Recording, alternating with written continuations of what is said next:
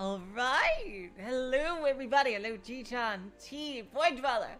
Welcome back to 428 Shibuya Scramble.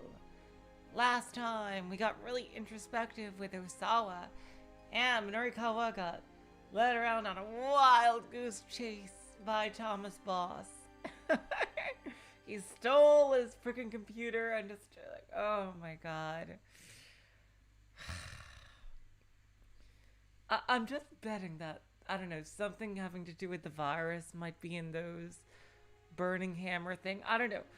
Because he got it from that dollar store place and it was probably stolen or something. I'm just betting something having to do with the virus is going to be within the burning hammer bottles. Hello, OA. Welcome to the stream. I'm so happy you could make it. Alright, let's back into it. Load game, load game. Load game. Alright. Hello's our megas. Who were we up to? Well, we finished Achi. Oh yeah, now we can finish, we can go back to Maria. Osawa got to keep out at the very last second. I forgot how to fix Kano's bad end. Let's go back to Maria. How do you solve a problem like Maria? Jeez.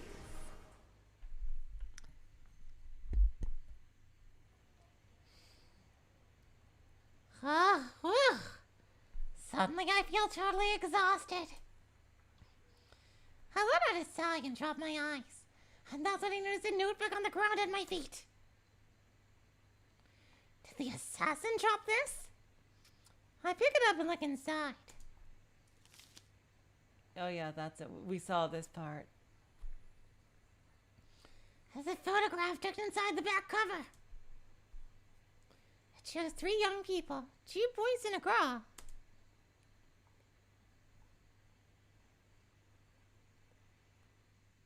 Hello, Tron Buster. Oh well, what do we do? What do I do now? Do I go to the police? I won't even explain the situation. I can see it now. There's a killer out there, and it's after this person named Hitomi Osawa. And then the police will be all like, "Who is that? I know exactly is after her." And then what would I say?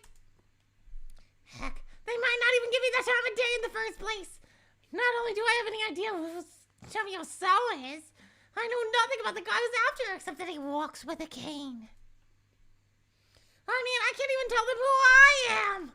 They'd probably shoot me away without a second thought. What am I supposed to do? I hang my head at a total loss. The necklace around my neck sways idly to and fro.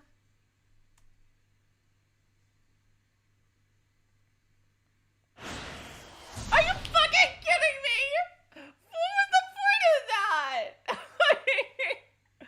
Why did it even unlock it? For fuck's sake. What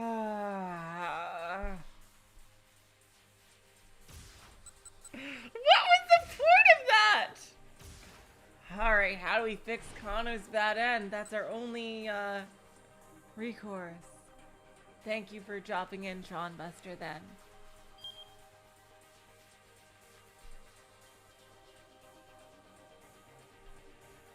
Somebody shout something at 15:30.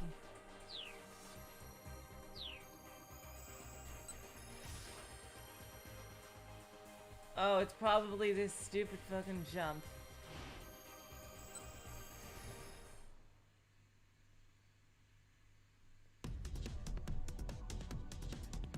Opportunity rush from the building. Ah! It's some other guy who's looking for Miku! Minorikawa! Ha-ha! And of course, that does that.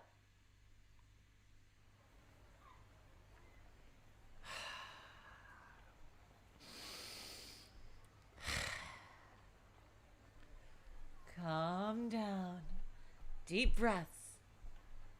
Deep breaths. Oh, it's really... Oh, God.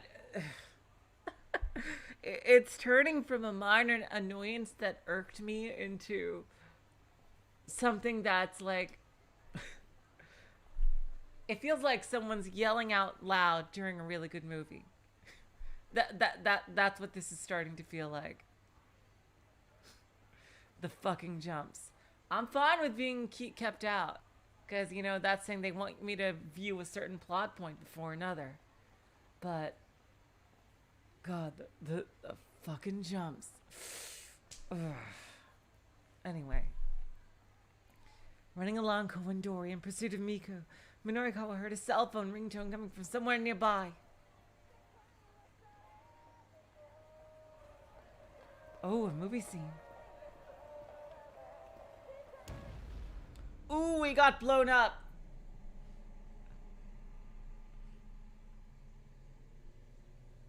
Suddenly, a massive fiery blast knocked him from his feet.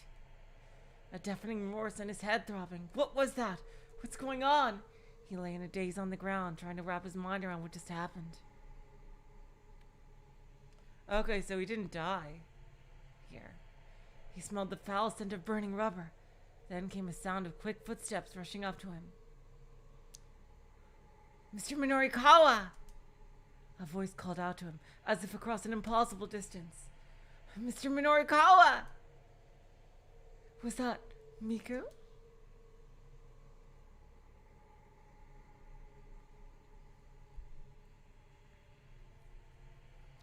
He forced his eyes open and saw Miku looking anxiously down at him. No, VLR had the keep outs. VLR didn't have the jumps. VLR had the keep outs. Which is, I said, I am 100% okay with. And I'm okay with bad ends, too. It's just... I don't know. VLR had something similar to the keep out. It means won't let you continue with one section until you see a plot point in another one. And as I said, that's fine. It's a thing where even if I'm past the point that they say is okay, it won't actually let me continue in the other one. Like, until I do the stupid fucking jump. Sometimes all it is to unlock a keep out is the fucking jump, which is just fucking stupid. Anyway, I don't want it to ruin my enjoyment of the game. I really don't. He forced his eyes open and saw Miku looking anxiously down at him. Mr. Minorikawa! Miku. Those things I said earlier. I'm sorry. I went too far. What are you talking about? That's not important right now. Miku choked back a gasp, and Minorikawa realized he had blood leaking from his mouth.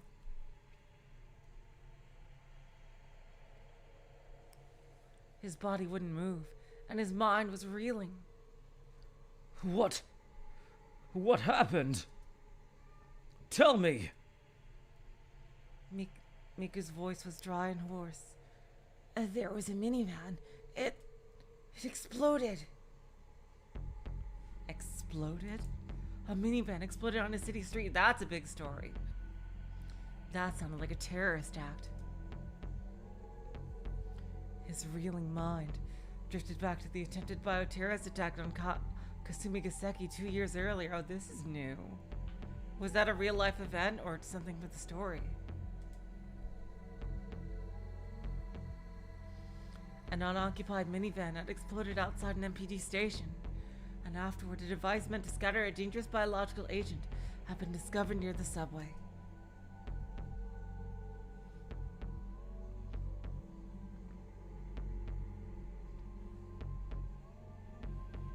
With sudden clarity, Minorikawa recalled what Osawa had said earlier. The power balance of the entire world might be at stake here. Could there be some sort of connection between Osawa's warning and this explosion? There was. There had to be. Minorikawa's journalistic intuition told him it must be true. Something terrible was underway here in Shibuya. Police! A man in a suit announced. He crouched beside Minorikawa and gently lifted his head and torso. Oh, it's Kano. Okay. Hang in there, buddy. Stay with us. The change of position allowed Minorikawa to clear his airway, and he sucked in a deep breath. But as he did, an intense pain shot through his lungs. I think I might be done for. Whatever his intuition might be telling him, it didn't look like he'd ever be able to write about it. But if he couldn't get his words onto the page, the least he could do was tell someone else. With his last act, maybe he could still accomplish something. He strained to get a few words out. Osawa. Kenji Osawa.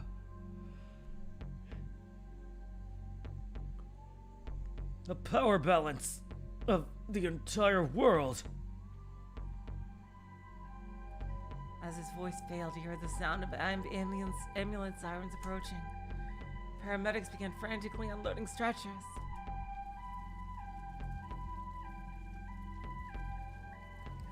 Turning his head, he saw a number of other people who'd been injured in the explosion laid out on the roadside. Among them were a woman and a child. Oh god. Emergency workers bearing a stretcher came over to Minorikawa. Forget about me. I'm beyond helping. See to the others instead. Minorikawa shouted inwardly, but no one heard. Wow, that was a very extended bad ending. Damn. Premonition of disaster.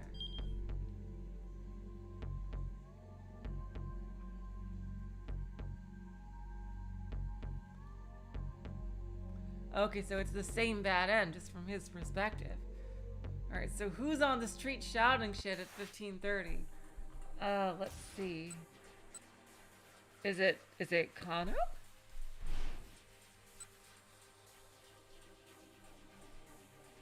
No, because that's just him hitting him. Or not. Let's see. Is it Achi? It's gotta be this.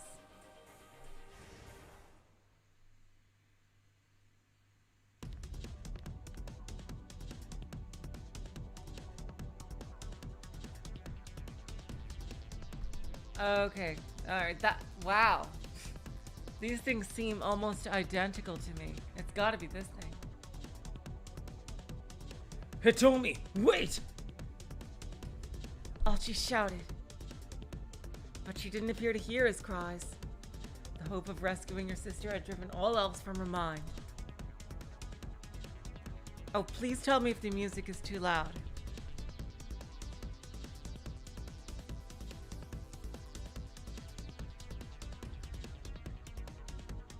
Achi started to run after her. Hitomi had reached the vehicle already. She brought her face close to one of its windows. But the tinted glass obscured the view inside. Hitomi circled around to see the minivan's other side. Achi saw her grasping at the door.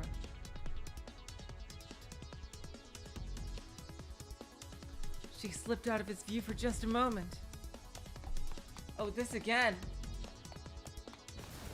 Are you fucking...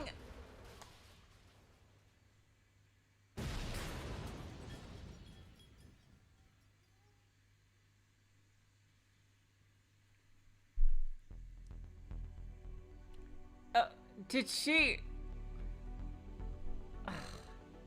Damn. There was a thunderous explosion, and it got it flamed toward the roof or the minivan, off the minivan like it was made of aluminum foil. Hitomi!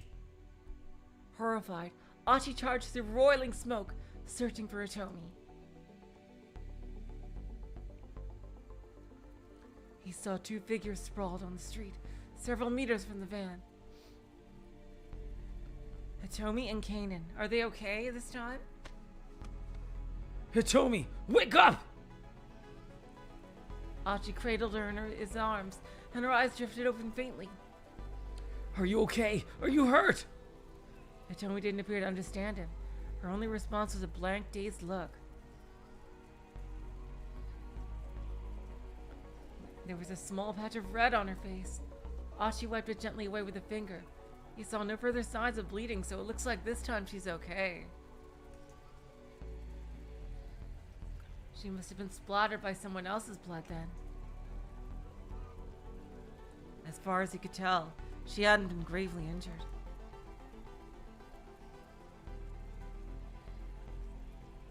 Achi let out a sigh of relief.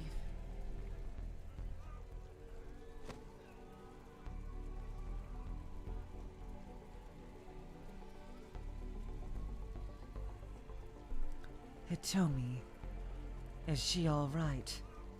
Kanan stirred on the ground. Her clothes were scorched in places, and she was bleeding from her head. Kanan, did you save her? I don't think we got this far, Oe. Is she all right? Yeah, what about her sister?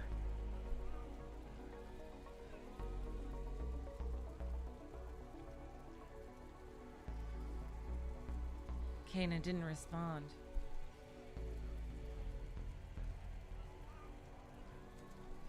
Nah, Void Dweller, I didn't even turn that for that one Higurashi freaking console arc that really pissed me off. If I didn't do it for that, I'm not gonna do it for this one. No, it can't be. Because, first of all, I like the story. And I love the idea of everyone's choices conflicting with each other. That's really cool. It's just one mechanic. I'm not gonna say the game's bad or even that flawed just because of one thing I really don't like about it. That's even, especially if it's just a mechanical thing and not a story thing.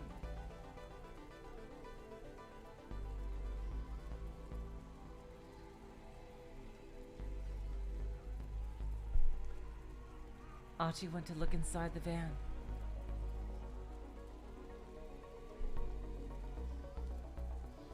Amidst the smoke and flames, he could make out the outline of a body. What happened here? Achi had to look away. Get Hitomi out of here. Hurry. Seriously, Oe, you do a great job on these thumbnails. Thank you so much. If those guys show back up. Kanan's face twisted up with pain.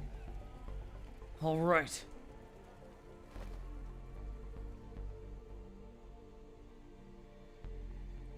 Achi settled Hitomi carefully in his arms. Wait, I need to tell you something. Oh, that was Kanan. Wait, I need to tell you something. Kanan's pained gasp called him back. Alfard. Huh? Alfard. Oh, yeah. Oh, I think we did see this before. Because I remember Alpha Rad here. That's the name of the mastermind. I'm sure it'll come up again if you keep pursuing this. But if you value your life, don't get involved with Alfard any further. Now go. Okay, and thanks.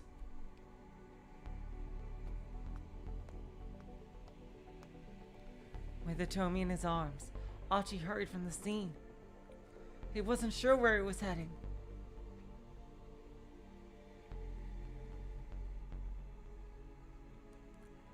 He just wanted to get away, whatever that meant.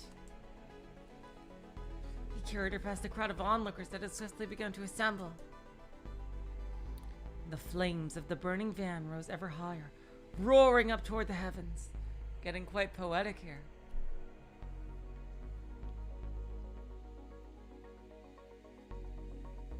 Now we get a proper to be continued. Yep, we finished, oh yeah, now we've officially finished the hour for Achi. Okay. Wait. We have? What? Why is it at 15:30? Isn't the hour? Isn't the to be continued supposed to be at the end of an hour? And I was sure we got it for somebody else. Nope, just Achi. Oh god, did I reread something I already fucking read? Ah, for fuck's sake. So the rest of it passed out as normally? I am so... Okay, so now Kano and Minorikawa are God damn it. I can't believe I did that. Okay. I just think it's really weird I got a to be continued here.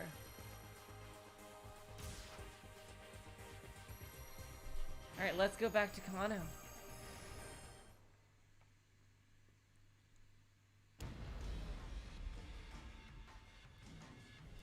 Suddenly, a boom as loud as cannon fire shook the area.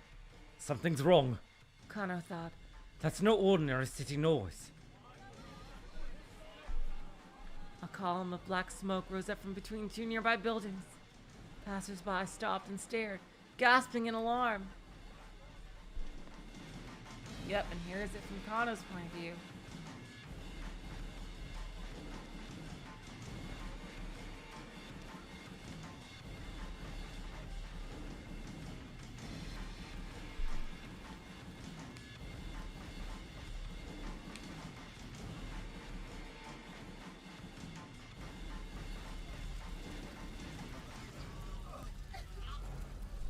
Then Kano saw the flames. This hadn't been an accident. Someone had set up an explosion. The Shibuya precinct wasn't too far from here. Kano recalled the attempted bioterrorism attack on Kasumigaseki. Okay, so this is an in-story thing. Yeah, definitely. 2 years ago, the Tokyo Metropolitan Public Safety Commission obtained intel of an imminent bioterrorist attack within the city. Immediately afterward, an unoccupied minivan exploded up outside the Metropolitan Police Department, and a device for dispersing a bacterial contagion was discovered at the subway platform at Kasumigaseki Station. Having determined that the city bureaucracy was the target, the Japanese government contacted the terrorist organization responsible in secret, making a deal to put an end to the threat. That incident had begun with a van exploding outside of the Tokyo MPD station. Already, a large crowd of onlookers was gathering. Shouts rose up as they took in the scene. What's going on? What happened? The car's on fire. Kano called into HQ, then quickly slipped around the back of the burning vehicle. It was a minivan. Peering at the flaming chassis, he could see that there was someone inside. Oh my god, there really was? Oh no. Could that be Atomi? Once they had their hands on the antiviral, the criminals would have no further use for Hitomi Osawa.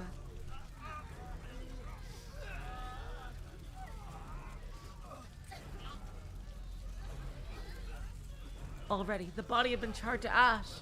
At this point, it was hardly recognizable as human anymore. Enough. Damn. Kept out again. We are just being locked out of this. They really don't. Cat, you better stop making noise during the stream.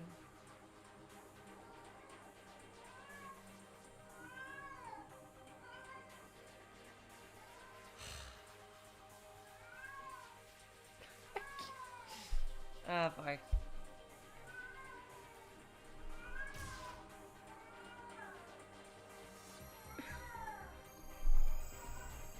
What are you doing? Come on.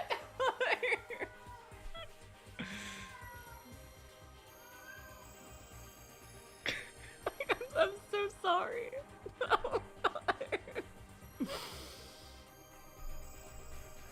oh god. Okay, so they really don't want us to pass 15:30. Except with Osawa, because he's not there. Okay, Minorikawa.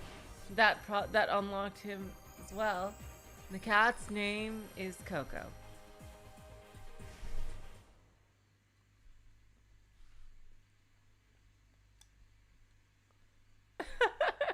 Yes, teeth.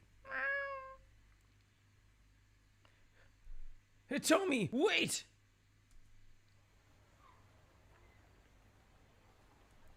As he ran alongside Kawandori after Miku, Minorikawa heard someone shout out a familiar name. Hitomi? It was a pretty common name. Ordinarily, he wouldn't have given it a second thought. But he remembered that one of the Miss Midoriyama winners was named Hitomi Osawa. That made him curious.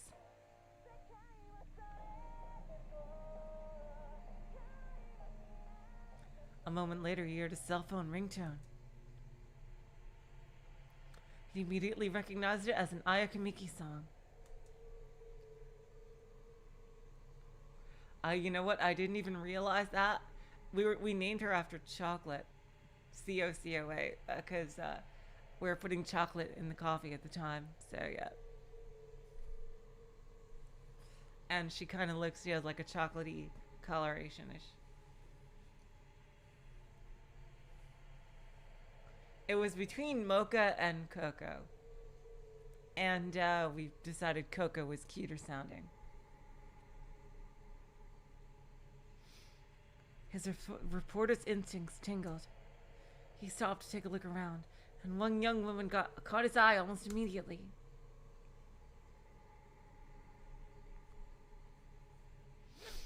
He couldn't assume that any pretty girl he saw was Miss Midoriyama. After all, it'd be a little too convenient if he just so happened to run into her now. Still, it didn't cost him anything to ask. Who are you, Hitomi Osawa? He might as well at least check. But to his own surprise, he hesitated in embarrassment. Wow. I would never expect him to, of all people, to hesitate in embarrassment. He'd never been too embarrassed to ask a question before.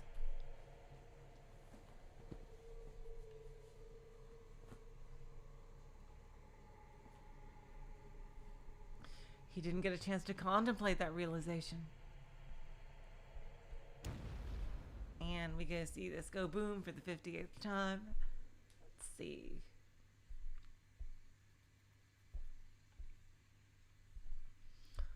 In my mind, I'm pausing because like I'm trying to separate Midoriyama and Minorikawa and trying not to mix them up. A massive fiery blast knocked him from his feet.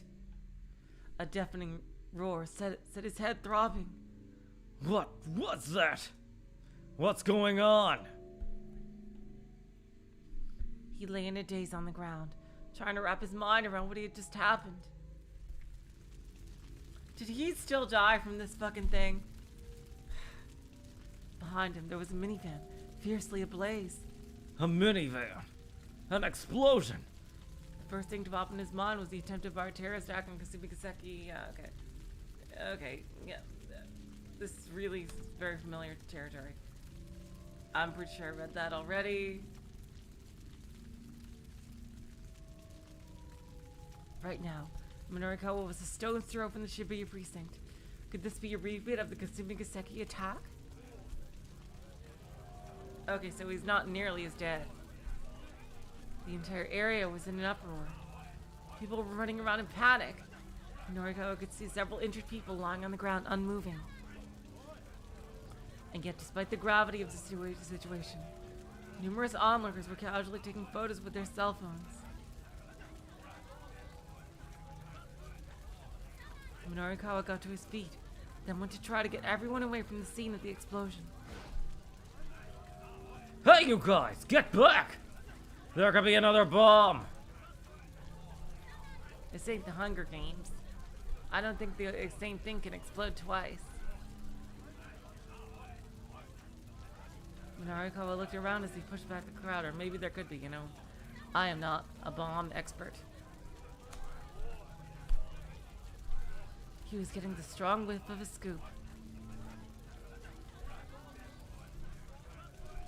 He needs to write his copy ASAP, but he couldn't just turn his back on the situation now.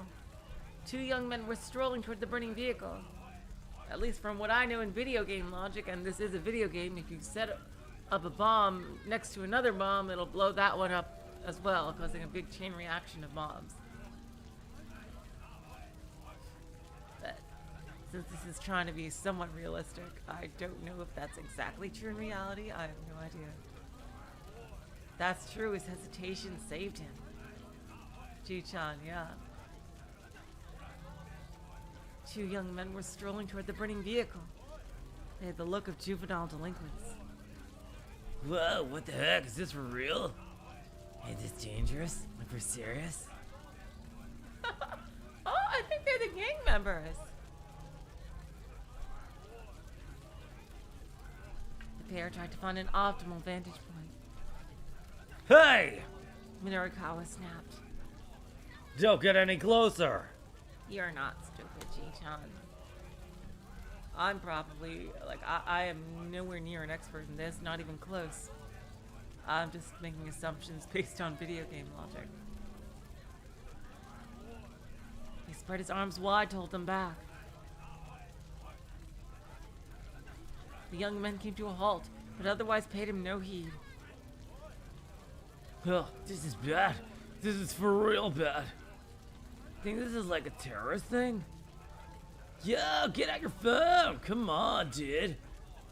But like, you totally think this is a terrorist thing? Dude, shut up! Just hurry up and call Susumu! The taller of the two, dressed in red, was ordering around his blue-clad companion.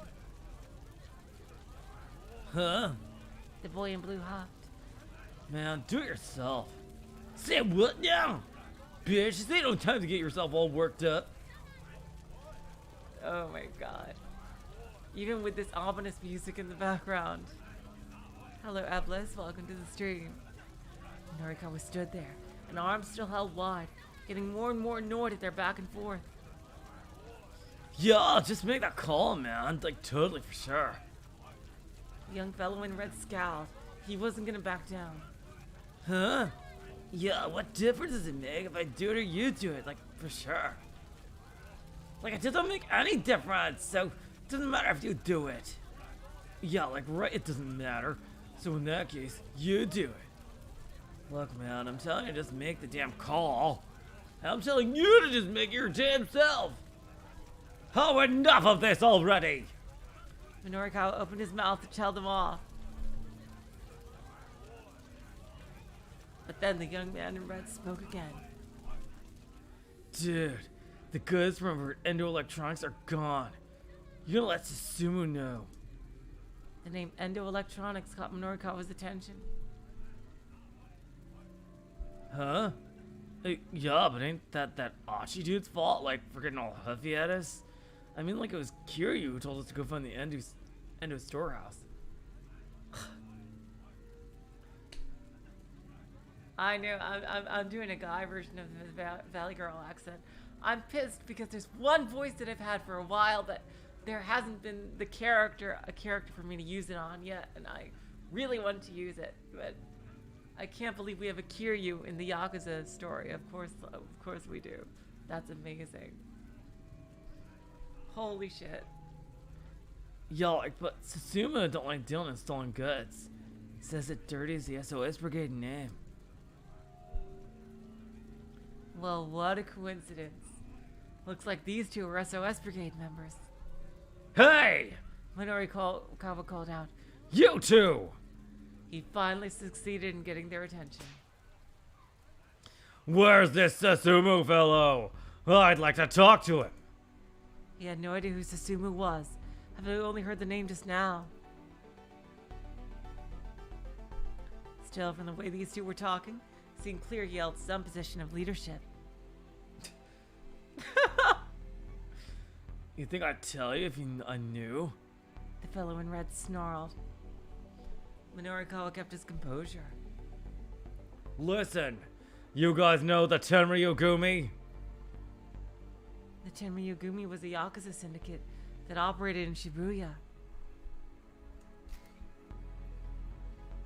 An upcoming Yakuza syndicate that turned up on the scene 10 years ago. With the seemingly legitimate Takarada financing as its business front, The group offers monetary solutions for people in financial trouble, but those who accept their offers soon find that their troubles only grow and grow. Yeah, it's a loan shark, basically. Embroiled in conflict with the Kanto Shiramine Gumi, who have been long established in Shibuya. Oh, when will the Tojo clan not be threatened by somebody?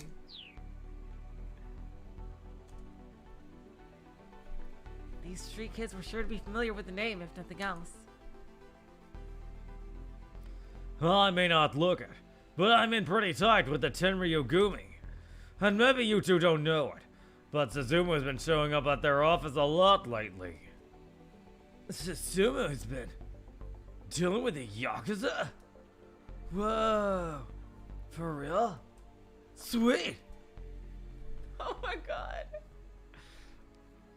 The two punks bought it completely. What's SOS using as their hangout these days? I've got a little something to discuss with Susumu. Huh? Like, right now it's this bar called Inferno. Minorikawa made a mental note of the name. Right! And Inferno is where exactly? Like in Kamurocho, dude. The two young men suddenly looked distinctly uncomfortable. Uh-oh. Later! Yeah, like, I got a thing to do too. Backing away, they took off through the crowd.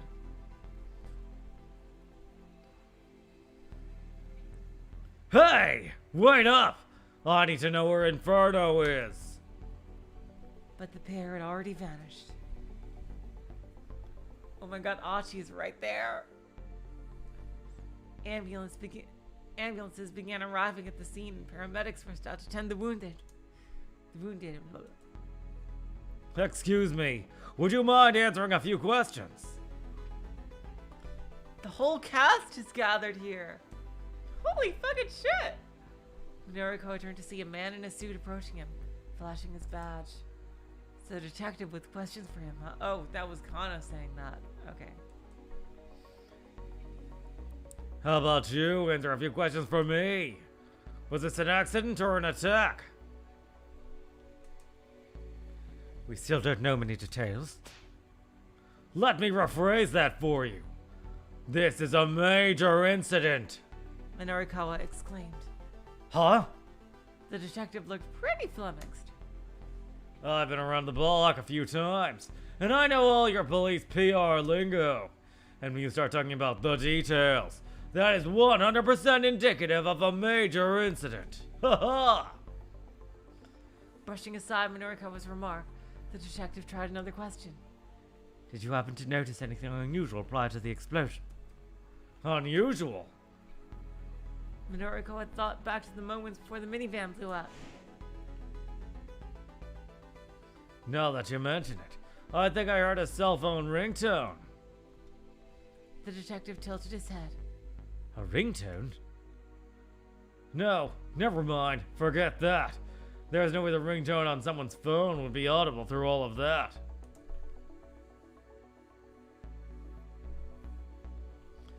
Minorikawa struck the thought from his own mind as he said it. In all likelihood, he'd associated the ringtone and the explosion simply because one had happened right before the other. Kano. Oh, that was him. Kano! A large-statured Caucasian man had called out to the detective. Evidently, the detective's name was Kano. Thank you for your cooperation. He said with a bow. Then he ran over to the foreigner.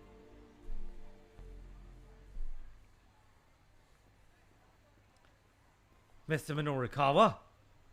Oh, that's probably her. Mr. Minorikawa. Minorikawa turned at a female voice behind him. Yep. He found Miku standing there. She looked like she'd been crying. Miku. About earlier. He trailed off, searching for an apology. It's okay. That doesn't matter right now. Miku looked around the scene.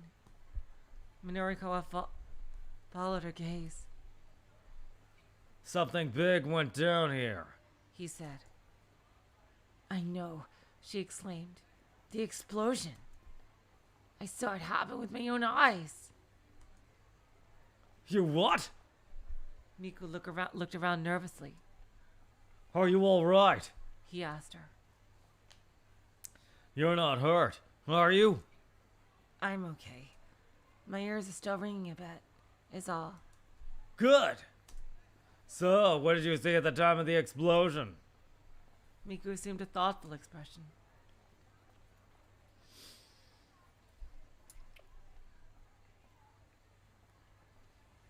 There was this girl who was running toward the minivan.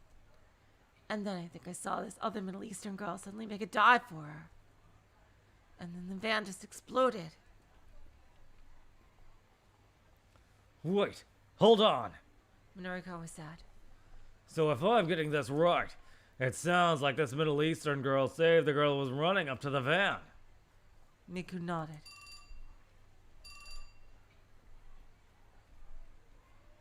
Just then, Minorikawa's phone chimed. He'd received an email. It was from Chiaki. Mr. Mio, are you still working on your copy? He checked his watch. At this point, the 4 o'clock deadline was barely 20 minutes away. Nonetheless, he decided to stay at the bomb scene. He could definitely smell a scoop here. He was sure of it. Hell, he could just write an article on this. Even if he couldn't get his 6 pages done by 4, landing a major scoop should be enough to persuade the loan company. Minorikawa jotted his phone number down and handed it to Miku. I'll make things up to you. He said. Oh, I'll make things up to you. He said. Give me a call later.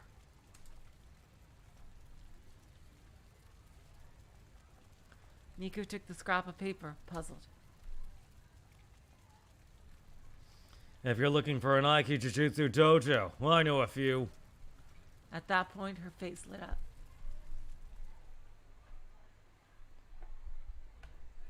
Minorikawa decided to process the scene for clues. As he wandered around, he caught sight of Detective Kano and his Caucasian colleague heading down an alley. Huh. What's that I smell? Something pretty damn fishy. If they were slipping away for a private conversation, maybe there was some way he could listen in. Minorikawa hurried into one of the buildings that bordered the alley. He looked around and found a public bathroom upstairs on the alley side of the building. Hoping beyond hope, he slipped up to the bathroom window. Voices outside! He held his breath and listened.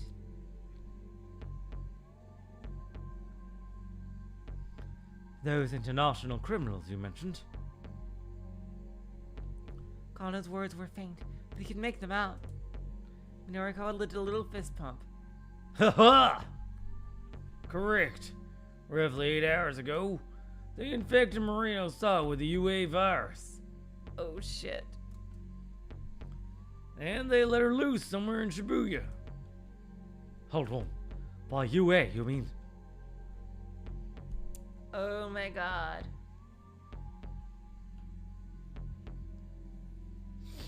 The discussion involved some terms Minorikawa wasn't familiar with. Oh no. So that's why she was left alone in the factory.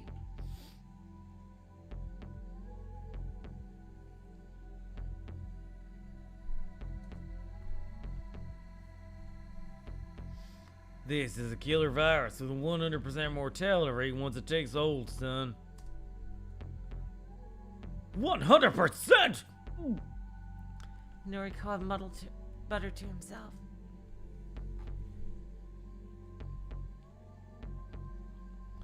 The shock caused him to unclench the fist he didn't realize he'd made. This wasn't just an interesting conversation. It was monumental. It has an incubation period of 12 hours. In another 4 hours, Osawa will go symptomatic. Oh, Fuckleberry Hound.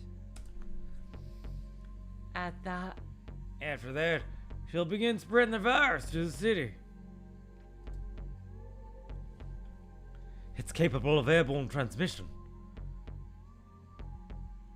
Have we known to administer Kenji Osawa's antiviral before she develops symptoms?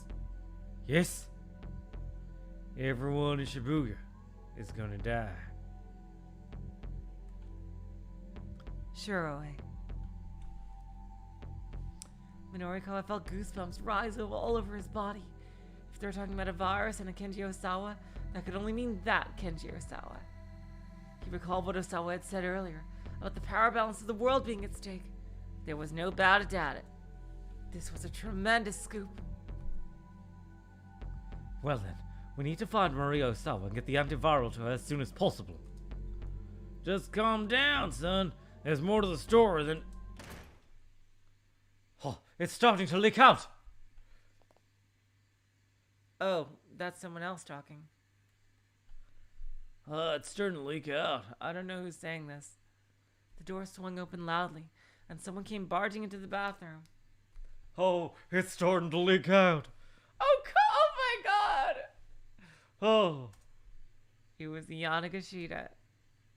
why him again?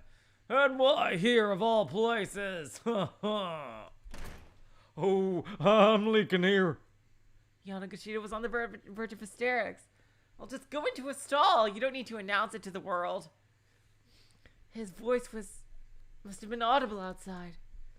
Kana and his companion went to take the discussion elsewhere. And they've been just getting to the good part. Oh my god! You son of a bitch! Enraged, Minorikawa grabbed Yanagashita and tossed him to the floor. I'm leaking.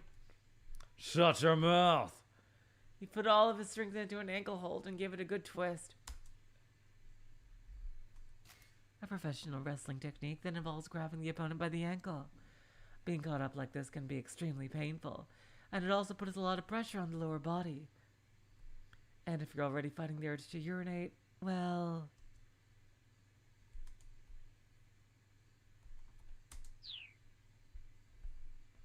Oh! Yanagashita wailed. Oh! Oh god.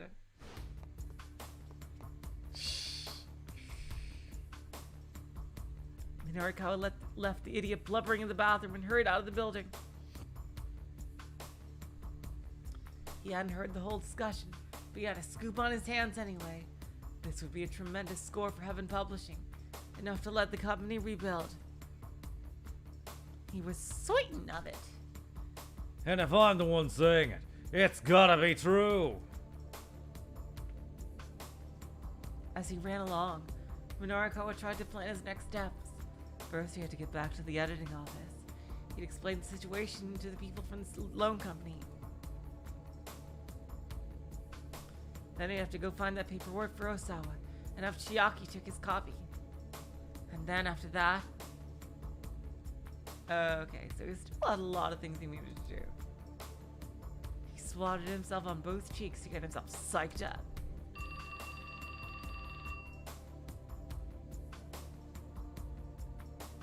His phone range. Oh, his phone range. Phone on the range. Where the cell and the Wi-Fi signals play. Where seldom is seen a discouraging beam. A phone on the range. Okay. Damn. What is with all the typos here? Jesus Christ. It was Chiaki. Mr. Mino, something terrible has happened. Chiaki's voice is a broken yelp. Whoa, calm down. Over at Kondori, this minivan exploded. Huh, yeah, I was there. I'm well aware. Thanks to that, I've got a big scoop that... Chiaki cut him off. Just now, I got a call from Mr. Kiyona's daughter, Hana. This time, Minorikawa waited for her to finish. He had a sinking feeling. She said that Mr. Toyama was in there. Oh, are you fucking serious? Oh, it's a suicide. Are you fucking serious? Minorikawa's knees buckled. Tell me you're joking. No, I mean, the van explosion is all over the news. And Hana was in tears on the phone and Mr. Mr. Mino, are you still there? Toyama had killed himself? Oh god. Are you fucking serious? How do I prevent him from getting in the fucking van? Did he call the van explosion? Did he cause the van explosion? What the fuck? Minorikawa felt the energy drain from his body.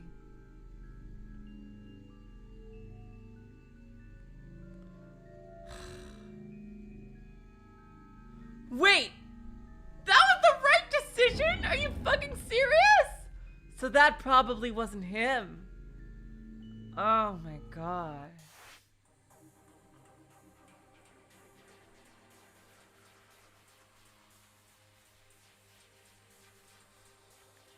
Okay, so I do know that that keep out is a fake ass keep out.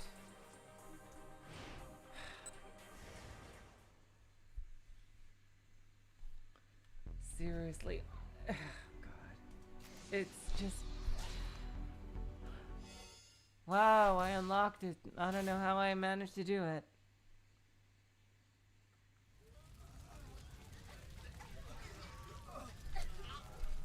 I can't believe that was that I thought for sure that would have been a bad end, but now that I know it wasn't, it probably wasn't him in the van.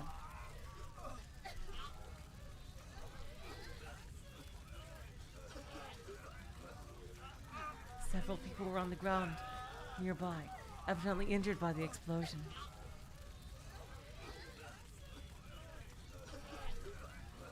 A girl in a hoodie was crouched among them, doing her best to tend to their injuries. Miku Marita, while walking along, upset at Minorikawa for not introducing her to Alaka Jujutsu Dojo. I'm not going to say the word. She happened to cross the aftermath of the minivan explosion. Unable to stand idly by when faced with such a horrific scene, she pitched in as best she could to help the wounded.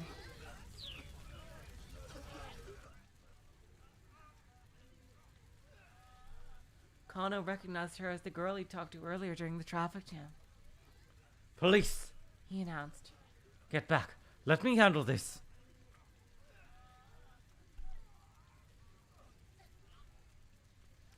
The girl was visibly relieved.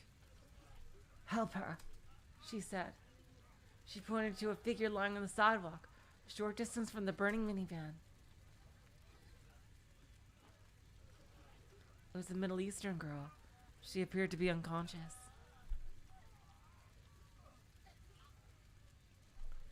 I think she got hurt rescuing another girl, about college age, the girl in the hoodie said. College-aged girl? That might be a Tomi, and it is. What happened to the girl she saved? Kano asked. The Good Samaritan looked around. Huh? Where'd she go?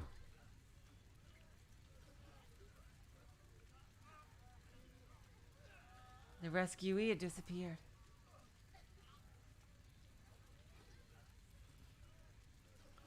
This girl here. Oh, this girl here. The girl in the hoodie gestured toward the fallen girl. I can't believe how fast she was. She spoke with a hint of awe. The way she moved to get to that other girl. She was on a level way beyond mine. A level far beyond Super Saiyan. Kano took another look at the injured girl. Her figure looked rather delicate. It was hard to believe she was capable of great feats of athleticism. Haven't you ever seen an anime before? He started toward her, but Stanley stepped ahead of him. Leave this one to me, He said. Now he knows who she is, maybe. His expression was unusually stern, even for him. Do you know her? Kano asked. The American didn't answer as he checked the girl's pulse and her pupils. Hey, Stanley. Don't you have other things you should be doing? Stanley snapped. Fine, then. Kano decided to go to collect some eyewitness accounts.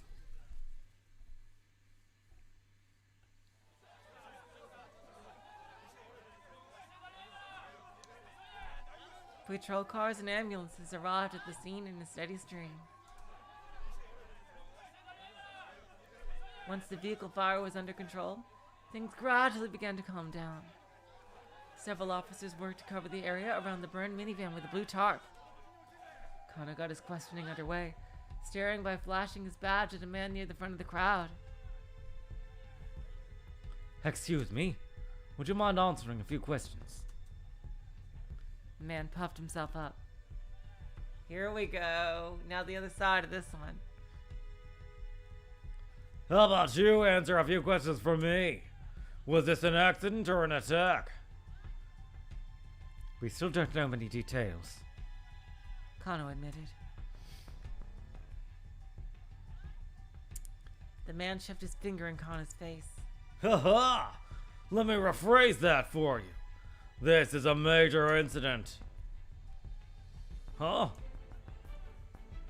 I've been around the block a few times, and I know all your police PR lingo. And when you start talking about the details, that is 100% indicative of a major incident. Well, I shall pick the wrong guy to try and talk to. Stifling his frustration, Kano continued his questioning. Did you happen to notice anything unusual prior to the explosion? Unusual? Now that you mention it, I think I heard a cell phone ringtone. A ringtone? No, never mind. Forget it. There's no way the ringtone of someone's phone would be audible through all that.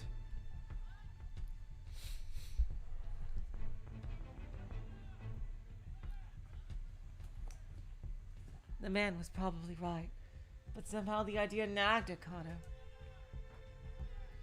He jotted down a note in his pad. Kano. Oh, Kano! damn it, I missed it both times that it was Stanley. It was Stanley. Perfect timing. Thank you for your cooperation. Kano told the man. Then he hurried on his way.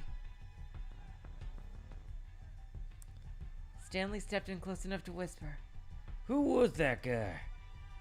An eyewitness to the explosion, apparently. Do you have any info? He said he had a cell phone ringtone at the time of the explosion.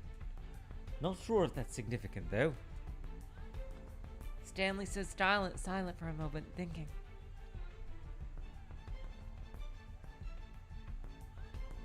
What about that girl?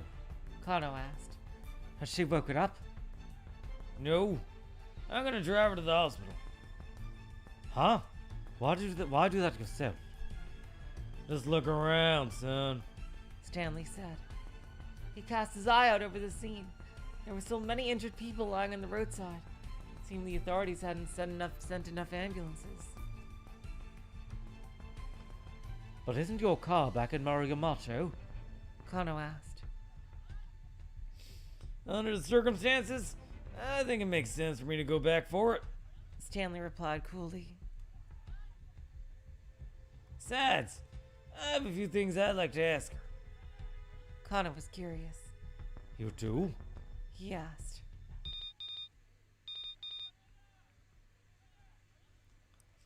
Stanley's cell rang.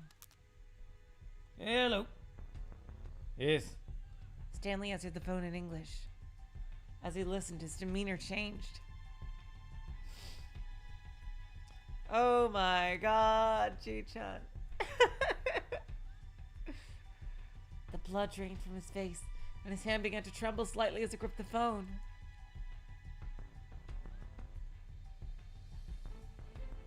Kano had never seen him this shaken up. You got it. Stanley said at last. He hung up the phone and let out a sigh. What is it? Kano asked. Stanley headed into an alley without responding. Kano hurried after him. Once they were out of earshot of the crowd, Stanley finally spoke.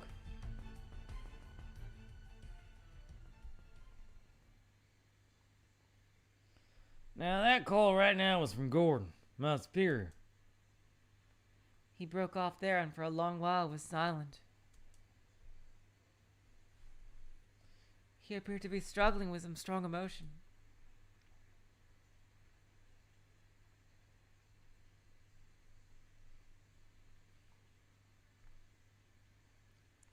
It's gotta be P, because I don't think he wants to be pissed off, because this is just gonna egg him on, go like, Hey, I'm not weak. I'll tell you what happened.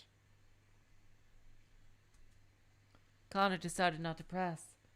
If it's that difficult to talk about, you don't have to. No, Stanley said. I should tell you this. I knew it. He braced himself before continuing. We're contacted on our end by the mastermind of this plot. Those international criminals you mentioned. Oh, this is the conversation that he overheard.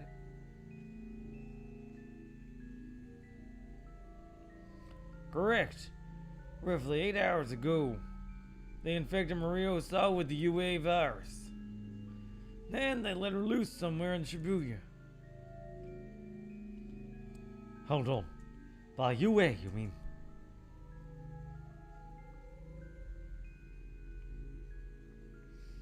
Kano thought back to his earlier conversation with Stanley. These criminals were trying to get their hands on a new drug, an antiviral drug developed by Kenji Osawa that was shown to be effective against the UA virus. Stanley hesitated before continuing.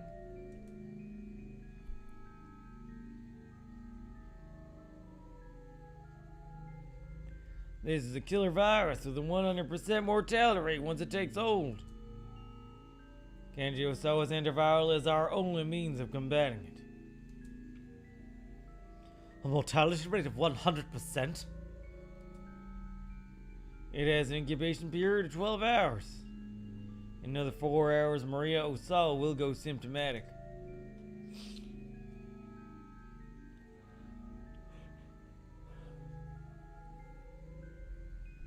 After that, she'll begin spreading the virus throughout the city. It's capable of airborne transmission.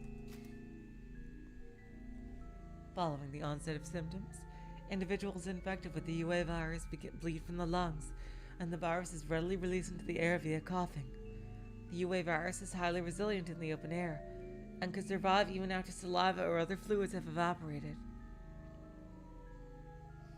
Simply getting within 2 meters of a symptomatic patient is said to carry a high risk of infection. Y'all need social distancing! Okay. Bodily fluids from deceased patients carry an especially high concentration of the virus, and anything contaminated with such fluids must be thoroughly sterilized before it's safe.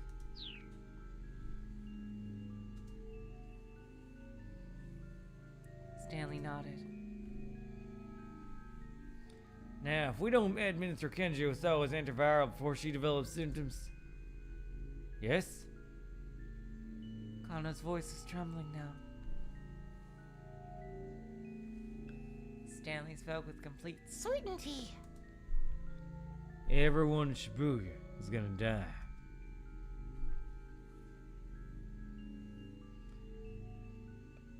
Well then, we need to find Maria Osawa and get the antiviral to her as soon as possible. Kano said, panicking. Stanley remained cool. Just calm down, son. There's more to the story that... Stanley was interrupted by a strange sound from the upper floors of a nearby building. Unsure of what it was, the two men hurriedly relocated.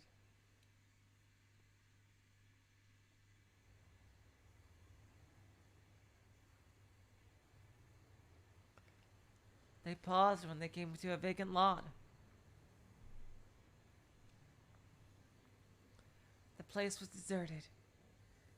No need to worry about being overheard here, You said there was more to the story? Kano prompted. The antivirals in question is stored in Kenji Osawa's laboratory. The lab is protected by a sophisticated security system, and apparently the storage area where the drug is kept requires fingerprint authentication for both Osawa and Tanaka. What? But Tanaka's? Kano couldn't help but gasp.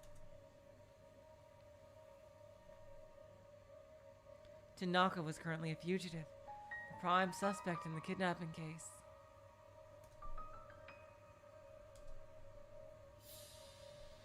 There was no chance of getting any fingerprint authorization from him at this stage. Is there any other way to get in? Kano asked. A door can also be unlocked via password and place a fingerprint scanner. But we still need to know what Tanaka chose for his password. It's a swordfish. It's always swordfish. No. In any event, Stanley said. it is absolutely essential that we track down and secure Maria Osawa. But He went on, his voice grave. even if we get Maria to safety, Mastermind is now in possession of the UA virus. If they want to, they can unleash a bioterrorist attack on Shibuya at any time. To put it bluntly, the lives of every man, woman, and child in this city are in their hands. Kano felt a pulse of fear deep enough to give him vertigo.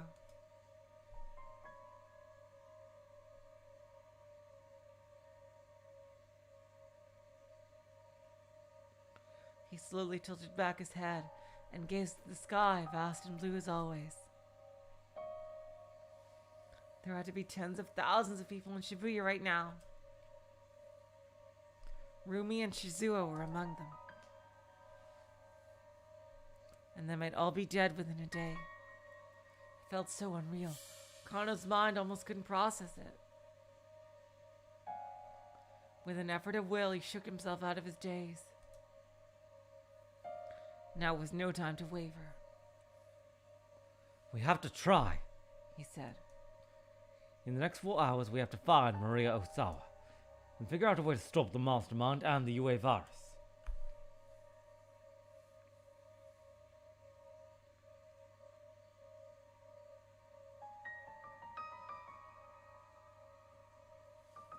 The words were as much for himself as they were for his companion. Let's do this, Stanley. We might not always see eye to eye, but together, I feel like you and I can find a way. Yeah, I think we're at that part of the buddy cop movie. Excellent. But Stanley averted his gaze. Maybe not. My job here is simply to apprehend the mastermind.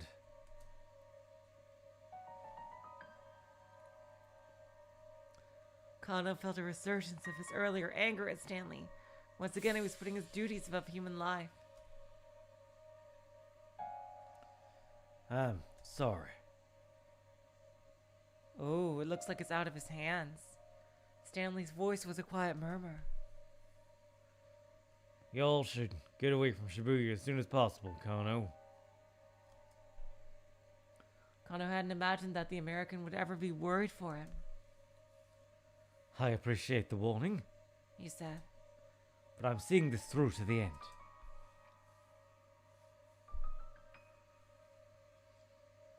Now, this ain't the sort of thing you can just solve with an effort of willpower. Even so, giving up isn't the Japanese detective way.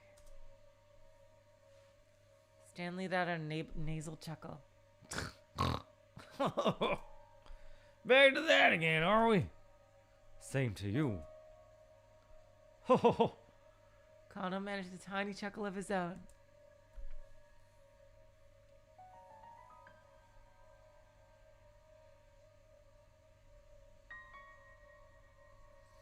Now listen. Stanley went on after a moment. This is just between you and me. Mastermind behind this kidnapping case is an arms dealer who goes by the name Alfard. Beyond simply selling weapons, illegal arms dealers are also frequently involved in smuggling weapons unlawfully obtained through deals with government or military contacts. In recent years, such enterprises have become increasingly globalized. Some dealers form smuggling networks that also deal in money laundering, drug trafficking, and more. Alfard? Isn't that a YouTuber? Yeah, attended by a terrorist attack in Kasumigaseki, hotel bombing in Chicago. Alfard has a hand in all. What do you know about this criminal? Kano asked. Stanley's expression grew even darker.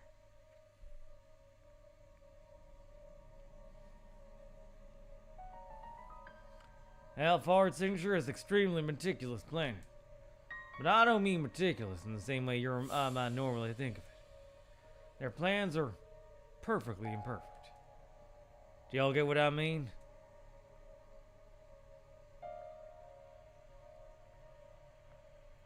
Kano shook his head.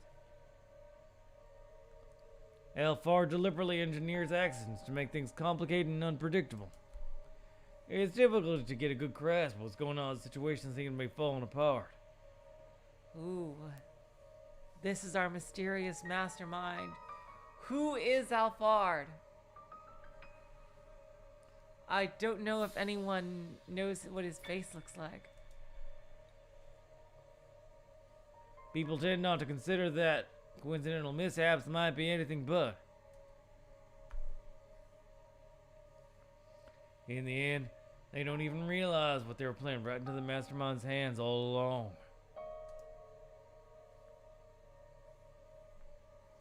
We have to be really chaotic and unpredictable. Defeat him, is basically what he's saying. Kano could hear the intensity in Stanley's voice.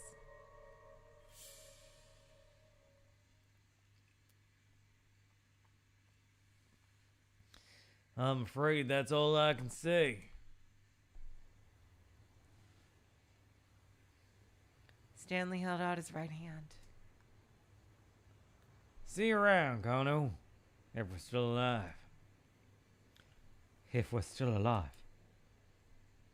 Kano let that sink in for a moment. No. I'll shake your hand after we finish this case. With a slight smile, Stanley withdrew his hand. I'll take it back. This is that part of the buddy cop movie. Come on, pat hug. Pat hug. Then the two bumped fists and said, All right. We'll meet again, Kano. I'm sure of it. Yes. See you then.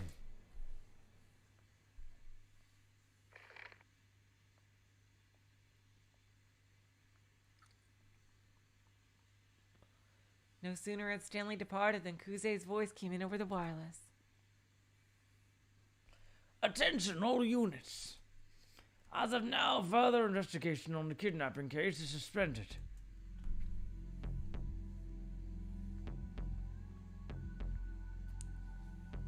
Really? Huh. He might be the traitor on the police side. Who knows? The director's voice sounded strangely cold. I repeat, as of now, further investigation on the kidnapping case is suspended. Wait, hold on, sir! Kano shouted. What is it, Kano? Could you let us know why? We've received information that Mr. Osawa has been infected with an unknown virus. It has been released somewhere in Shibuya. That matched up with what Stanley had said earlier. An anti-bioterrorism security force will probably be deployed in Shibuya.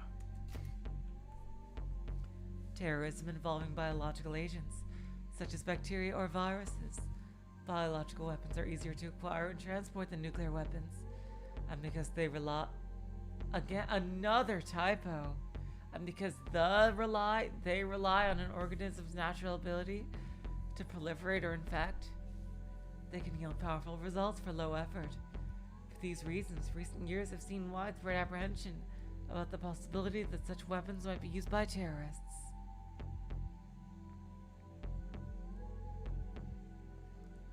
In the event that a bioterrorist attack occurred in Japan, temporary quarantine and decontamination facilities will be set up in the area affected.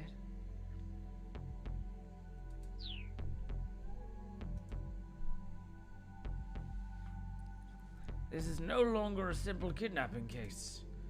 Our part in this is finished. No, it's not.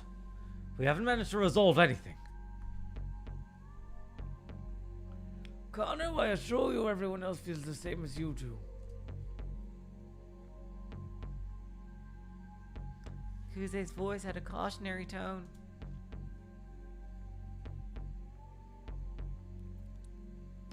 They're still performing the autopsy on the body found in the blue minivan that exploded. I'll let you know once we have a positive ID. Kuze out! Director! But the line had already gone dead.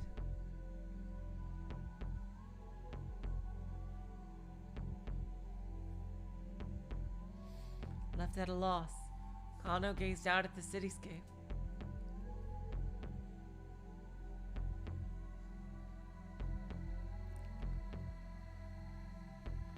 The sight of the bomb vehicle has calmed down briefly, but now that the news networks had begun reporting, the herd of onlookers was growing.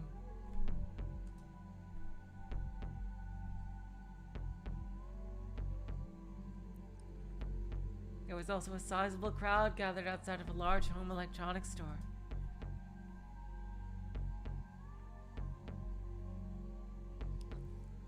The large LCD televisions on display were showing a press conference being held by the governor of Tokyo.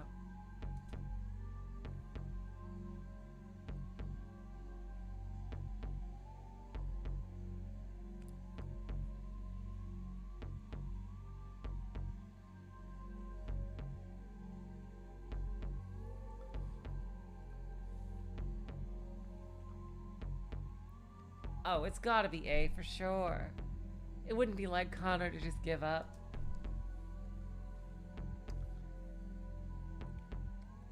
Connor might learn something new about the case. He decided to watch the broadcast.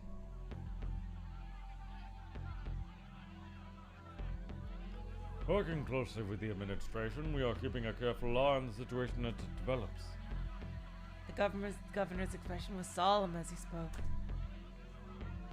The moment he finished his statement, the reporters bombarded him with questions. This seems similar to the bioterrorist attack on Kasumigaseki 2 years ago. Is there any possible connection? What countermeasures do we have in the event that Shibuya is the target of bioterrorism?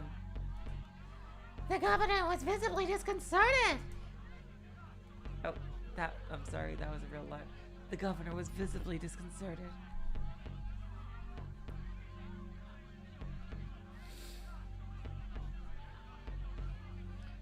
If this does turn out to be a bioterrorist attack, we will establish emergency shelters with large-scale quarantine at Yoyogi's Park. However, there are still many details that remain unknown. The politician was clearly struggling to maintain his composure. Can't you comment on the rumors we're hearing that Shibuya might be blocked off? Don't be ridiculous. The governor barked. What outlet are you with? Are you trying to start panic when we don't even know the details? Besides, it wouldn't be even possible to blockade the whole of Shibuya.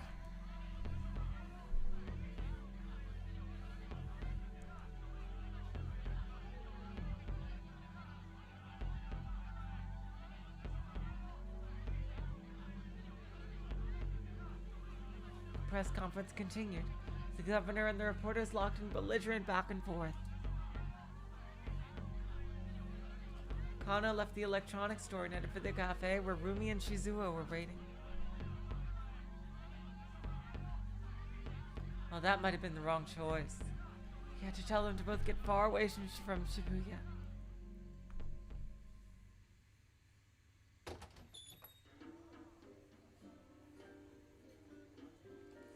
Okay, guys, I just want to take a little quick bathroom break. I'll be right back.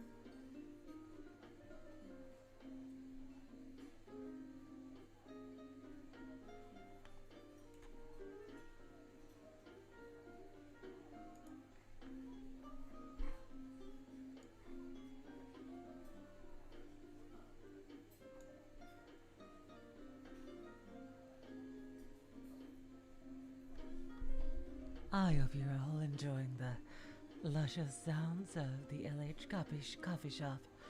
Please continue enjoying your drinks and the sound of our smooth jazz. Thank you for choosing us for all your coffee needs. All right, welcome back, everybody. Let's get back to Kano. I bet we're gonna get caught off very soon. I have a feeling. The Café Lautrec seemed quiet when Kano arrived.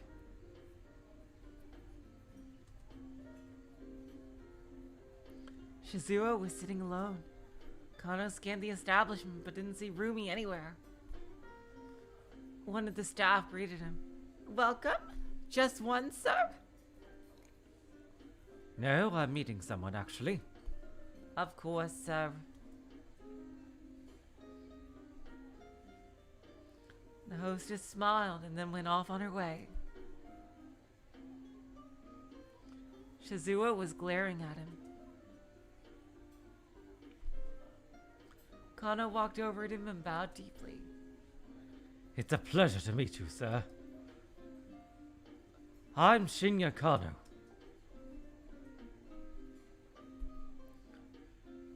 You look like even more of a knuckle dragger than I thought.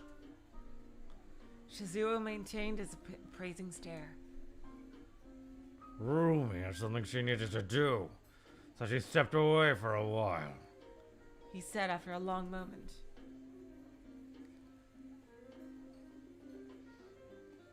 Kano sat down across from him. There there's a laptop computer open on the table. Right now, the laptop is in sleep mode, and there's nothing on the monitor. But just before Kano came in, Shibuya was browsing an internet forum. I wonder who this could possibly be. He takes his user handle from a nickname for the apples he grows on his own farm, which are pretty little things, and nearly as sweet as honey. Yup.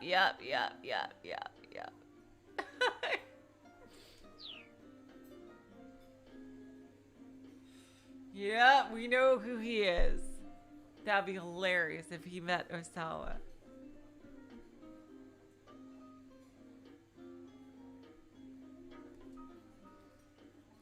The waitress came by to take Kano's order, so we asked for an iced coffee. Ooh, wow. You are right up my alley here. I love iced coffee. What are you using the computer for? Kano asked.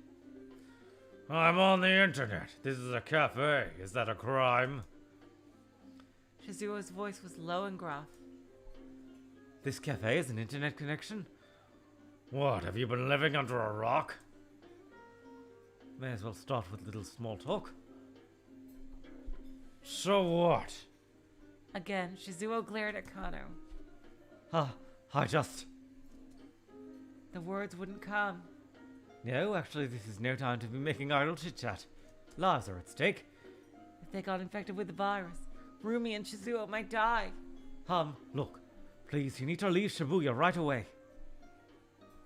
Oh God, no, you don't lead with that. You tell them why first. Shizuo's face contorted with confusion. What are you talking about? Why?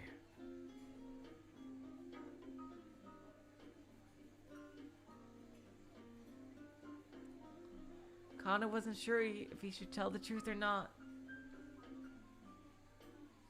He was strictly prohibited from discussing a case with anyone outside the department. Well, he is a retired officer. As a former policeman himself, Shizuo ought to understand full well the secrecy in his investigation required.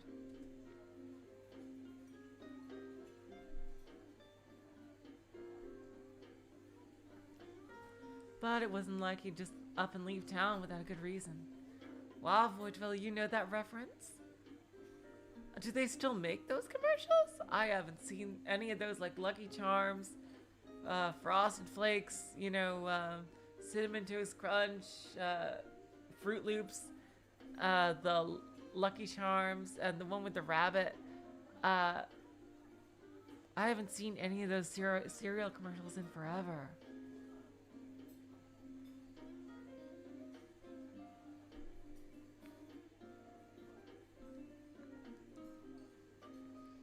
Anyway, but it wasn't like he just lit up and leave town without a good reason. Please listen. Kano said.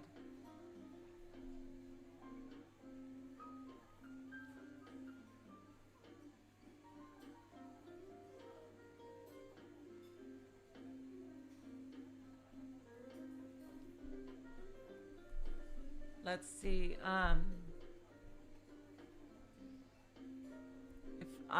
damn, this is a tough one. I think, if,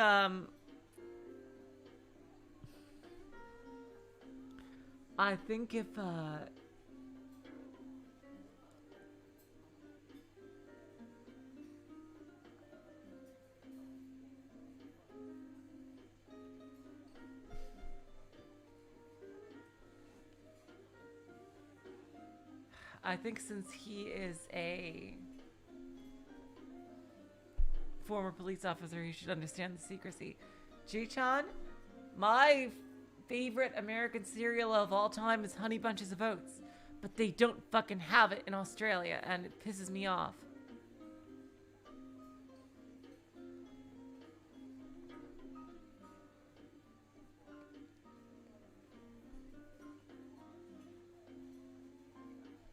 Yeah, I'll go with B. It's very important that you go. Though I'm not at liberty to tell you why. Even if this was Rumi's father, Kano still couldn't bring himself to leak secret information. His mind spun with regret. Huh. Well, I don't need your say-so. Shizuo huffed. I'm sick of this town anyway. Okay. So that I think that might have been the right decision. Connor was a bit relieved to hear that.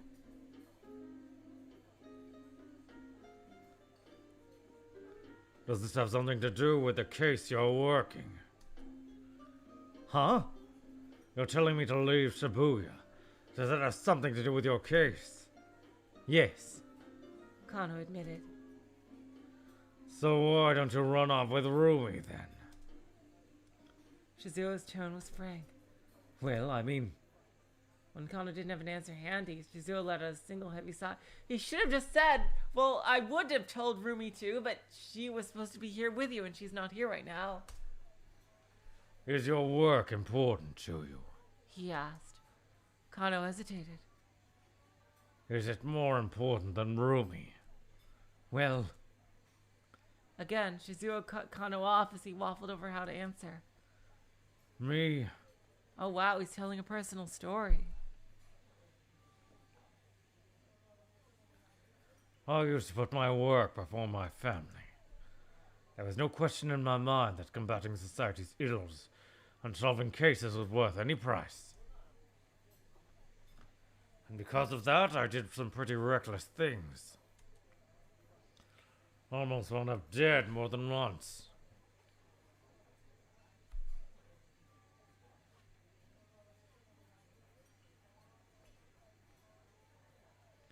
Shizuo paused, a forlorn look in his eyes.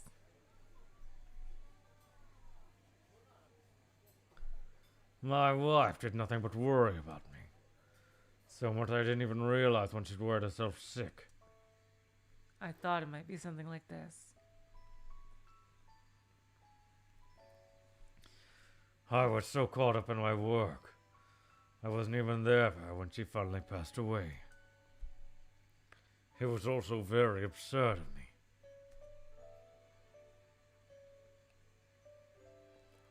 The waitress came by and set Kano's iced coffee on the table. It sat there untouched until Shizuo looked at it pointedly.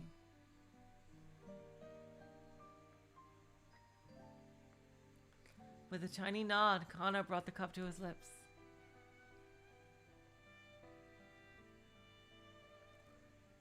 The bittersweet liquid was a balm to his parched throat. I told Rumi the same story. Shizuo continued. But I didn't tell her how absurd it was. I told her that her father only did what he had to do. He took a sip from his glass of water. I hope Rumi is hearing this.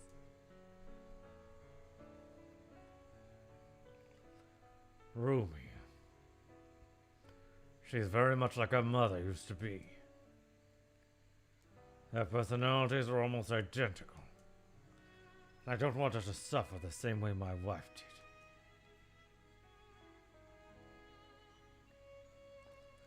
Shizuo's fist clenched in his lap.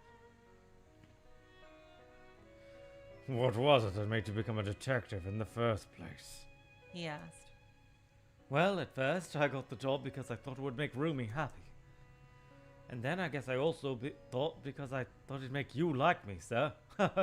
Ain't that the peak of irony?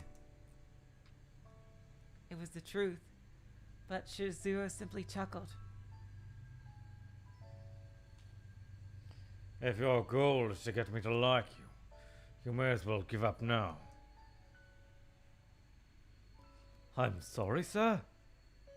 Kano said. I can't do that. Huh. Are you this stubborn around Rumi? Shizuo grumbled. I love your daughter, sir. I want to keep her safe, to make her happy. And why is that? Whenever I think about her, I just feel so amazing. I'm sure that you or anyone can empathize with that. Everyone has someone they want to protect, who makes them feel that good. It's an admirable thing, wanting to be a detective and protect the happiness of the people. But that doesn't mean you need to ignore your own happiness in the process. Oh, god damn it. They switched. It's an admirable thing, wanting to be a detective and protect the happiness of the people. But that doesn't mean you need to ignore your own happiness in the process. What you say may be true, sir. Earlier today, my partner was stabbed, and today's his wife's birthday. Shizuo arched his brow. Is he going to make it? We're not sure yet. Last I know, he was in critical condition.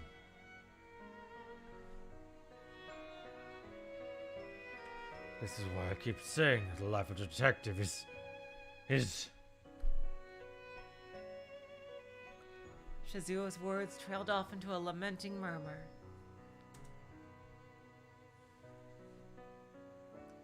Even so, Kano was unmoved. Dictum number 1. Never lose sight of what you're supposed to protect. Ever. What's that? Something that a senior detective I admire very much said. It's the fundamental guiding principle I've stuck to as a detective. But I was wrong about the real meaning behind it. My partner was stabbed. There are people I want to rescue. So much has happened. And now I finally understand what those words mean.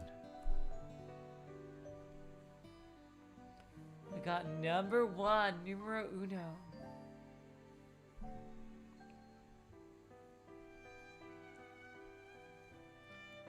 When you see someone in trouble, you help them.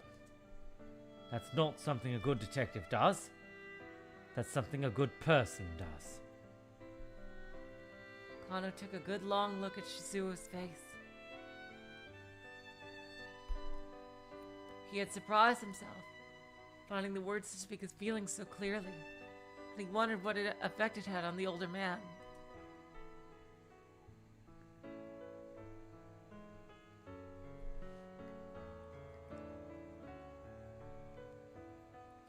I'm sure that from your perspective as my future father-in-law, my being a detective means that I'm putting my life on the line. But that's not entirely true. I can only be myself. This is the kind of person I am. I care about helping people. Even if I were a baker or a brewer or a bookseller, I'd still act the same way. You're being ridiculous. A baker and a detective don't assume anywhere near the same risks. I suppose that's true. Kano fussed with his hair sheepishly. Huh! Shizuo grumbled. I think I see what kind of man you are now. He sounded oddly defeated. Which is why now is no time to just futz around. Kano sat up straighter at Shizuo's weighty tone. A detective needs more than just passion. A detective can't solve all his problems with sheer determination alone. But at the same time, he needs more than just the ability to coldly assess the situation. He needs the conviction to stick to a case when it might otherwise seem prudent to give up. There was something new in Shizuo's expression now, and a gleam in his eyes that hadn't been there before. Kano almost felt like he was being sermonized by a senior officer. You got that? Need a cool mind but a fiery spirit. A detective without both of those is worth nothing. Do you mind if I write that down in my notebook here? Look. Shizuo said, sounding suddenly embarrassed. Aren't you in a hurry? Don't you have to get back to your case?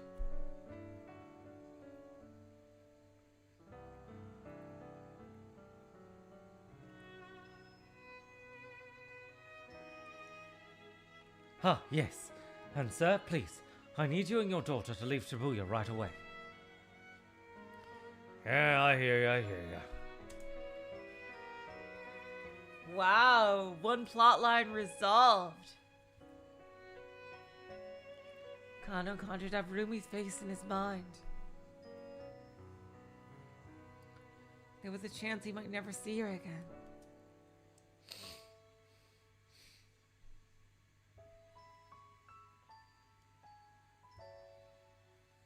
He forced the thought away as best he could.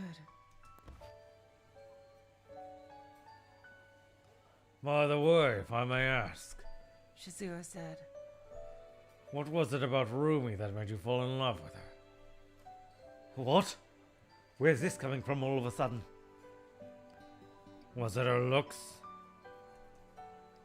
No, it wasn't just that. Kano found himself tongue-tied again. I mean, she is pretty cute, even if this is my own daughter I'm talking about. Shizuo shocked him by grinning from ear to ear. Well, yes, she sure is. Kano replied. But it's more than just that. She's also very sweet and kind-hearted. Ah, she is, isn't she? Yes, she really is. For the first time, Kano and Shizuo smiled at one another. You're a man who lets his emotions show in his face. Shizuo said. And for a detective, that's not so bad. Thank you, sir. Kano said. He bowed to Shizuo as soon as he stood up from his seat. Never lose sight of what you're supposed to protect, huh? I like that. Wise words indeed. Kano turned to look back, and then bowed deeply to Shibuya one last time. That went super well! We resolved a plot point! Hell yeah!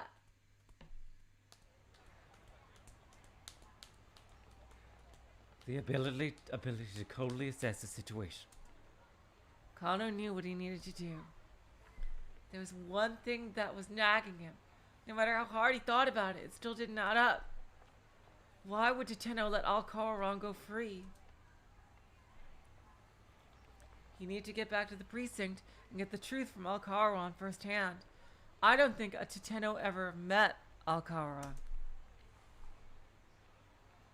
As he walked along, he considered what he did know about the facts of the case. Oh my god, is he going to realize something? Just what sort of plan had Alphard put into motion here? It seemed that Tanaka and Osawa held the keys to understanding it. Come on, he got to do a brain blast. There have been relay handoffs of the phony attaché case, a relay that Tanaka had been complicit in.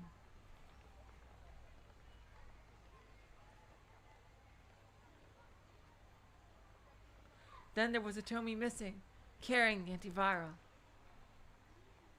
Osawa had confirmed that himself. I'm guessing we have to use that jump to finish Osawa. Kano was starting to form a vague picture of what Alpharad was up to. If the mastermind's goal was to acquire the antiviral, then obtaining the cooperation of Osawa and Tanaka was vital to that plan. After all, their fingerprint verification was required to physically access the drug. In order to overcome that hurdle, I keep wanting to say Alpharad, God, had presumably managed to win over Tanaka somehow. And had then kidnapped Maria Osawa to provide leverage against her father.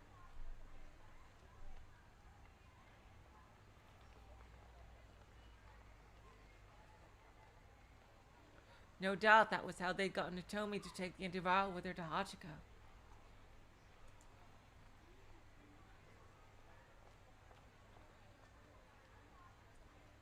While the police were distracted by following the attaché case, Alphard would then take the antiviral from Hitomi. That was the general plan as far as Kano could surmise. Just then, a call from Kuze came in over the wireless. We've identified the body found inside the blown-up minivan. I wonder who it is. We're gonna end right here, aren't we? Kano's hand tingled as he gripped the wireless. Real...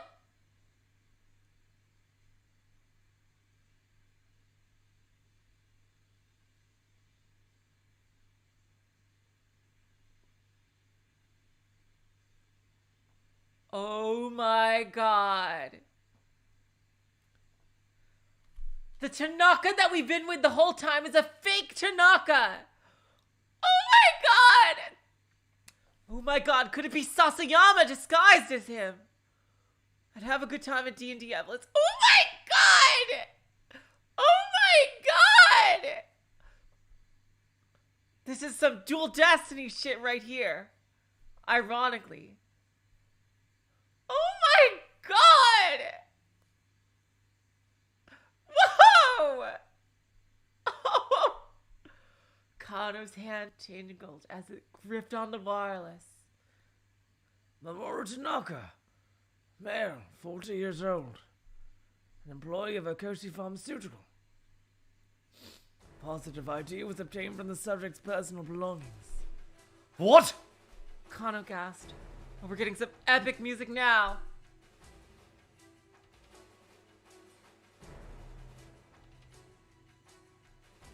If Tanaka was dead, it would now be almost impossible to access the antiviral drug in the laboratory. At this point, the only antiviral they had any chance of obtaining was whatever Hitomi was carrying. Kano thought back to what Stanley had said earlier.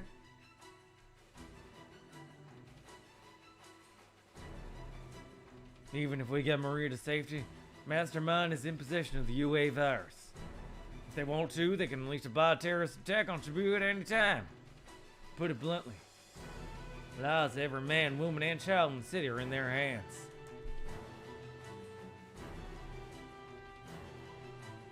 Damn, everything's epic as shit. No! A chill ran down Kano's spine. If someone did release the UA virus, there'd be no way to stop it from spreading. If All Five was planning a bioterror attack, Shibuya would be well and truly become a city of the dead. And that game is quite old. He couldn't help but feel the whole department was playing right into Alphared's hands.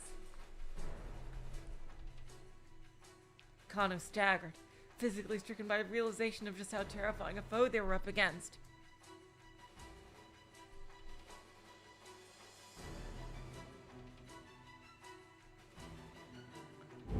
Oh my god. That was the most epic cliffhanger. Holy fuck.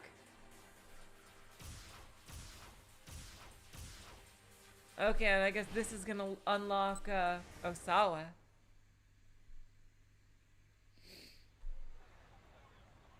Fucking jumps.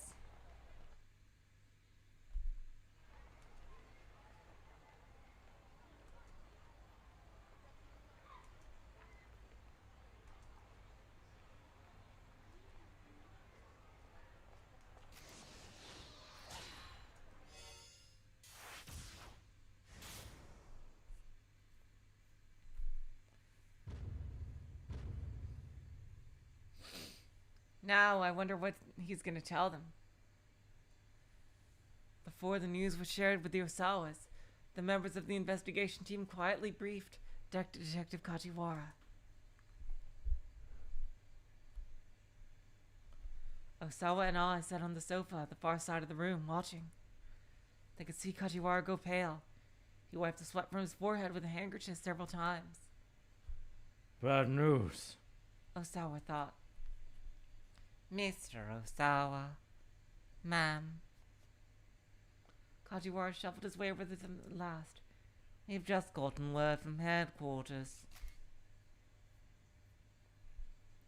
Right now, the task force is in an uproar after a change in direction from the higher up.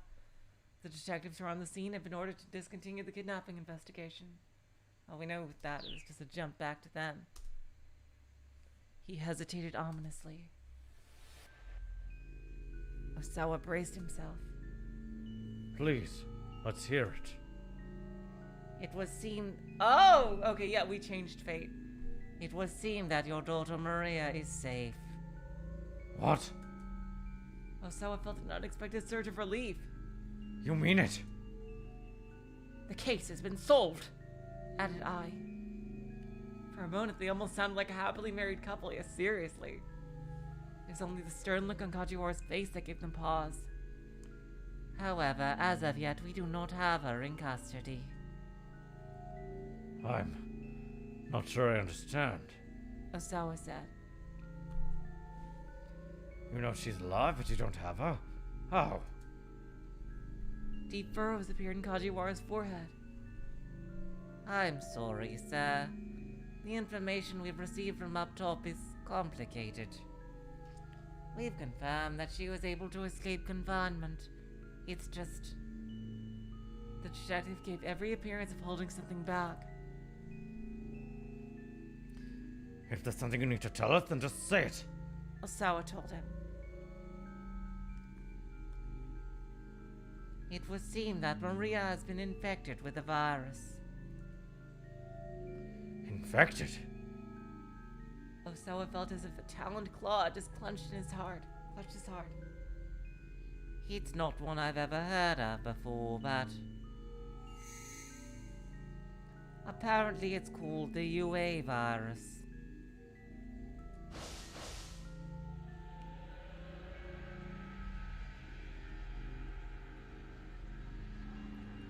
Osawa's vision went dark. He felt as if he'd been plunged into a black void of despair. Darling? I asked raspily. She didn't need to put her fears into words. Osawa felt them just as plainly as his own gut. You're an expert on virology, aren't you, Mr. Osawa? Kajiwara said. Are you familiar with the UA virus? Osawa held up her hand to force all further questions. There was no time for that. How many hours ago was she infected? He demanded. I wasn't told that much. Is it that important to note another typo? Oh wait, no it's not. Sorry. Is that important to know, sir?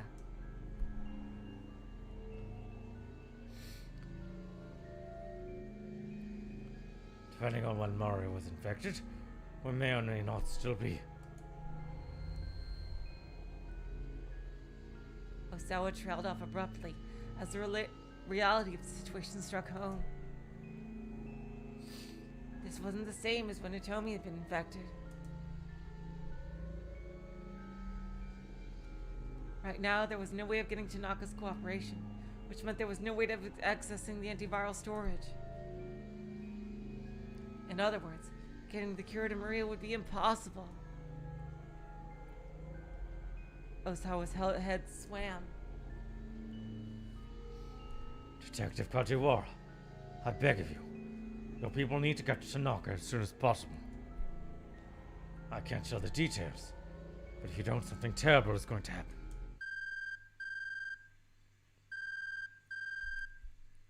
Just then, Kajiwara's cell phone rang. He picked up quickly. What did you say? The detective shouted the anxious silence that had fallen. I shuddered visibly at the outburst. Kajiwara nodded sharply. Still listening, more creases had formed in his forehead. It's probably about Tanaka's death. Understood. I'll let them know.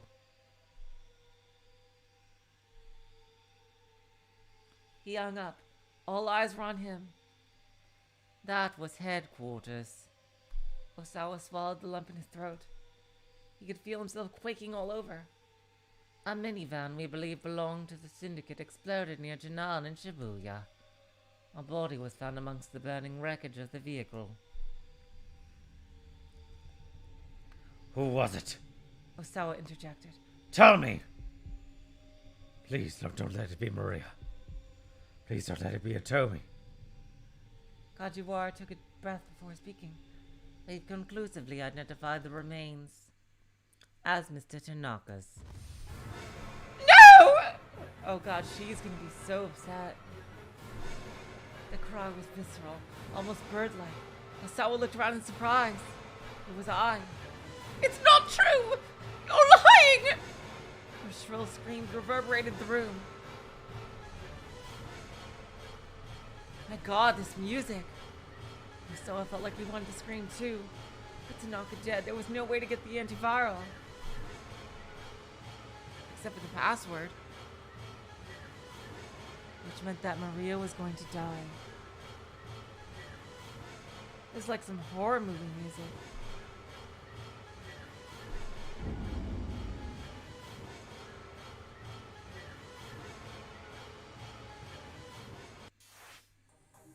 Who haven't we done? Maria is still locked in a keep out.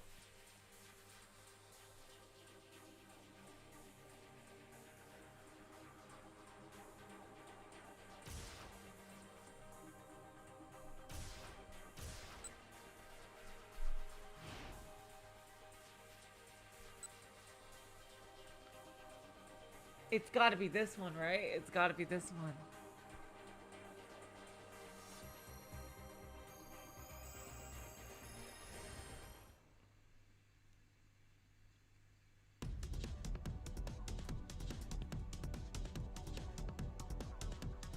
I fucking hate these fucking jumps. Yep, sister, yep.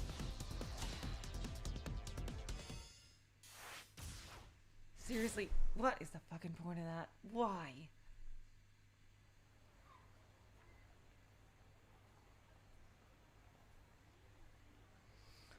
Okay, you guys. I think I might leave this for next time. We'll start next time, and we're gonna finish her for this hour, and we'll definitely start the next hour next time for sure. My God, what a turn this took. So yeah, like, did they actually assassinate the real Tanaka? Or have we been dealing with a fake Tanaka this whole time? Oh my God. This is incredible. Holy fuck. And who is the mysterious Alphard? Which one of the characters we know is actually Alphard? Is it Sasayama? Is it Toteno? Which I doubt, but I don't think it is. Who could that be? I really don't know. You did, G-chan. That's awesome. Okay, you guys. On Thursday is some more Artaneligo, and then Friday we will continue this. So until then, I will say so long, farewell, auf Wiedersehen, good night. You are all the sweetest of hearts. See ya.